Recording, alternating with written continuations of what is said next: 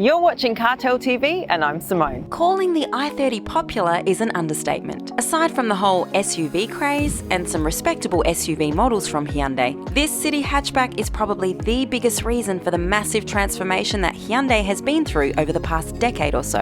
Hyundai went from producing cars whose main appeal was the low price to a manufacturer whose cars many buyers will pay the extra dollar for within a decade. And a big part of that well-deserved reputation is the i30. The one we have here is the latest facelifted version of the generation codenamed PD that started in 2016. Yeah, the i30 PD is a great car, but it was time for a facelift and Hyundai delivered.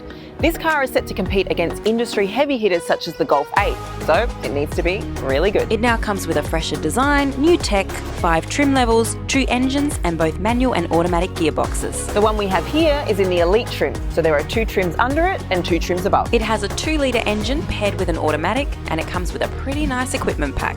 It may actually be the best bang for the buck, as it packs some great features for a lower price than the N-Line and the N-Line Premium that we'll take a look at soon. The Elite may end up being the best sold version of this facelift, so we decided to give it a closer look. From the outside, the new i30 is different at first sight. While retaining its hatchback lines in this version, it has a significantly different grille, it's more brave in design and also has new LED headlights. The bumper is also sleeker and sportier, giving more room to intakes. I have to say that if you see the latest i30 sedan, it does not look like this up front. It's basically a renamed Elantra and it's a whole new model and looks very different. So let's be clear, the i30 sedan is not just a hatchback with a different boot, but a significantly different car. There are a number of engines to choose from in different markets. Right off the bat, we're getting 3 options, starting with a 2-litre petrol with 120 kilowatts of power and 203 newton meters of torque, a 1.6-litre turbo diesel with 100 kilowatts of power and 300 newton meters of torque, and a 1.6-litre turbo petrol with 150 kilowatts of power and 265 newton meters of torque. Some other options not yet announced here even include a small 3-pot 1-litre turbo petrol paired with a mild hybrid system.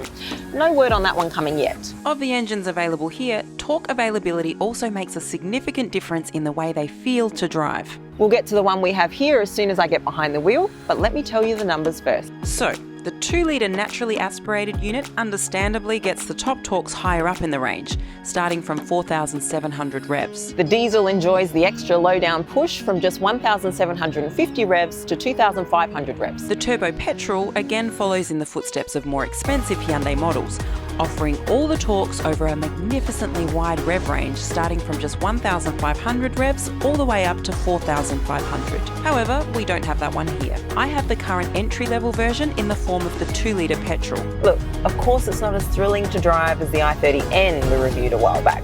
Not as nice to drive as the 1.6-litre turbo, nor as effortless as the diesel. But it's perfect for this car if we're talking about practical use. The 2-litre is simpler, devoid of turbo, familiar and reliable, and 120 kilowatts in a city hatchback is sufficient. I would like a bit more low-down torque as you have to push the engine harder to get a better response, but for everyday driving, it's really good enough. Acceleration is smooth, though not neck-breaking, and it gets up to legal speeds with relative ease. Just as an example, official figures say that this engine with the automatic that I have here reaches 100 kilometers per hour in 9.2 seconds, while the version with a manual does that in 0.3 of a second faster. Yeah, Simone, but what does that mean?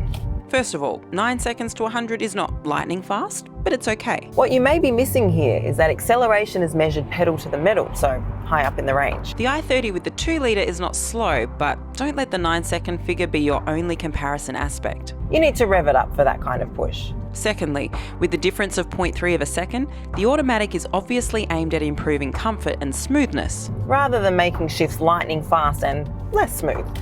In this kind of a vehicle with this engine, that's a good decision.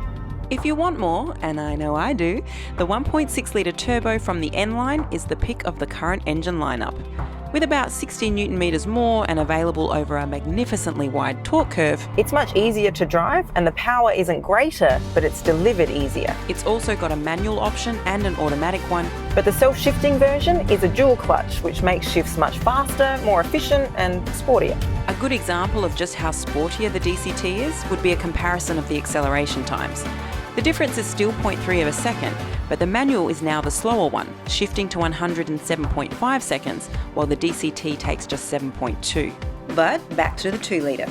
If you're buying the i30 as a city car, you won't need more. Hyundai has plenty of experience with tuning suspension and handling to suit our roads, and it shows.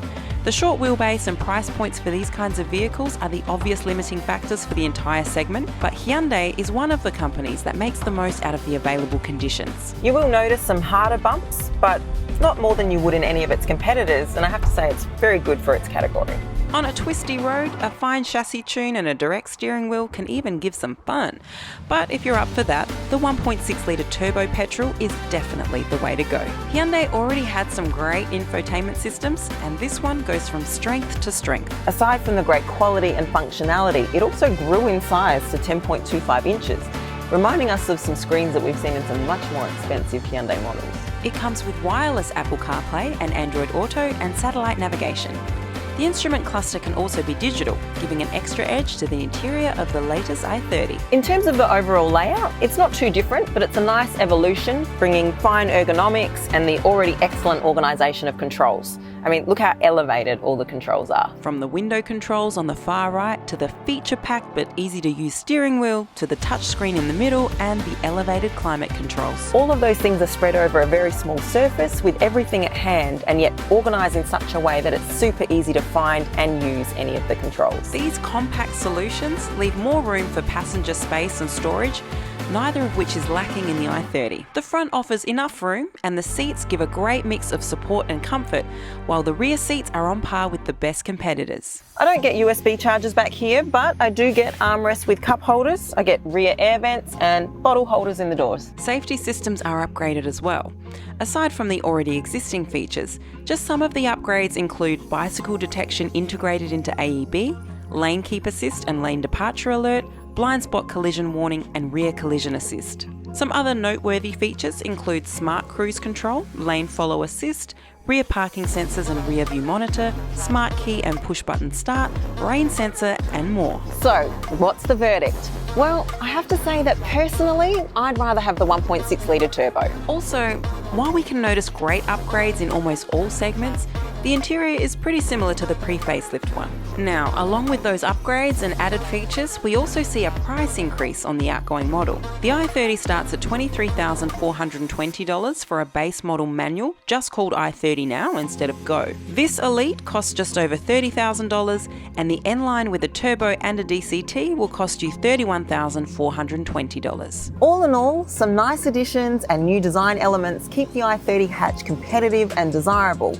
But Hyundai have also launched that all-new i30 sedan, which just seems to steal some of the limelight, especially in that N-Line version. Thanks for watching CarTell TV. Now make sure you've liked this video, subscribed to our channel and followed us on the socials, and you'll see us in our next review.